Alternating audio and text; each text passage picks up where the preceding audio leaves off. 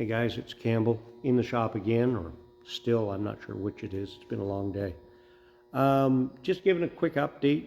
We talked the other day about the 38 Plymouth and putting a 4-link under the back end of it. So what I've got here, and let me flip you around, is the kit that we're going to use to install the rear end on this. Zoom you in here so you can see the whole thing. This is an Amazon kit. Was less than 300 bucks on Amazon. Surprise, surprise.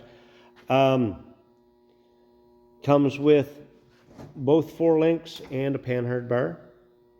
So the bungs you had to weld in, so you put them in, make sure one's left-hand thread, one's right-hand thread, so that for adjustment you can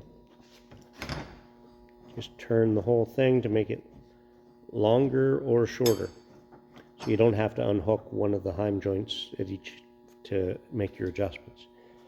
Just undo the, all you have to do is untighten the lock nut, turn the rod, make your adjustments, then tighten the lock nuts back up. Come with the heim joints, everything's complete. Comes with the brackets, weld-on brackets for on your rear axles. So there's that end. The other end is made to weld onto a 2x2 square tubing cross member. So I still have to fabricate that.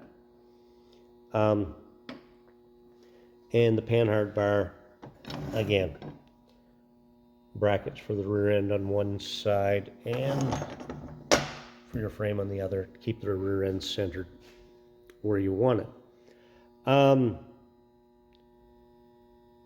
Very cheap. I just threw some black paint on there just so they wouldn't rust where I welded them up. I've been going back and forth in my head as to which rear end to use under that. Luckily I have too many of them. I was originally going to use this one that's sitting under Betty. It was the one I was originally going to use in that car. It's 12 bolt. It's 63, 64 inches wide, flange to flange, but it's an open rear end. Then I bought, I'll bring you down here and look.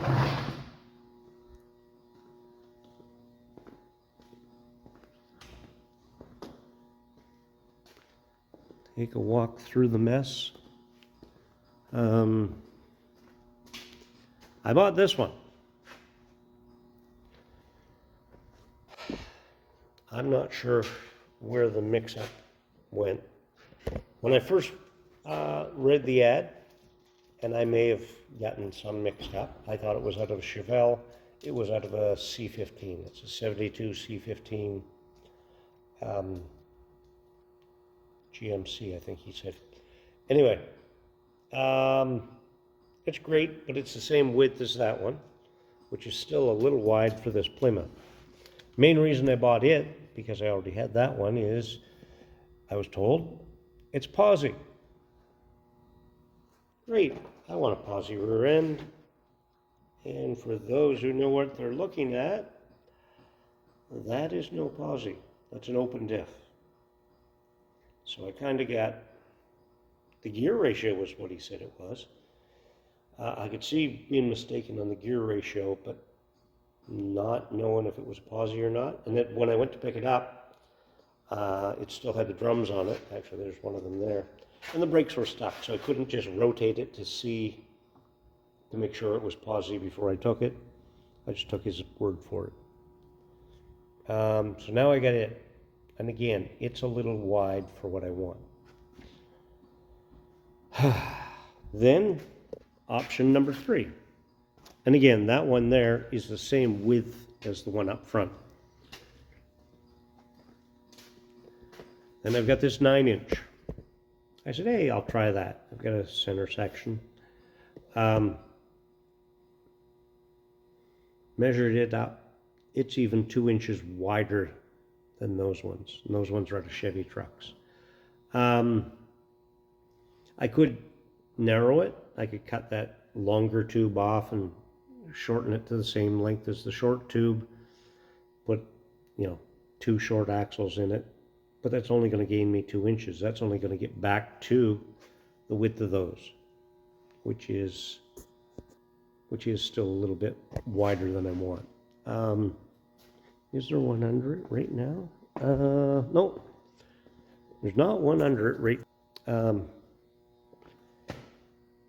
So I have one more option.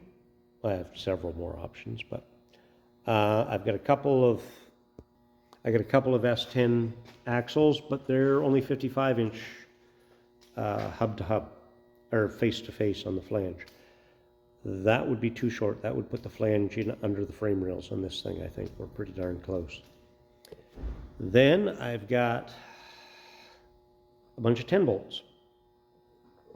I've got about 4 7.5-inch ones, but with it being a drag car, I don't want to trust a 7.5-inch differential. I just figure we'll break off, we'll tear it all to hell. And then I have one more after that, without going to banjo rear ends. But I have another 10 bolt that's an 8.5-inch, and it's, I think, supposed to be a posi as well. That's why I took it. I got it for nothing and I said, don't throw it away. It's a posi, I'll take it. Now, it was originally a disc brake rear end on this car, with it being intended for vintage racing. I need drum brakes because a lot of the vintage race classes call for 4-wheel drum brakes.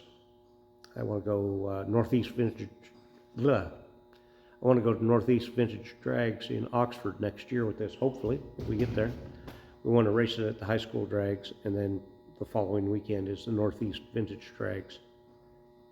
It'd be fun to take it to that as well.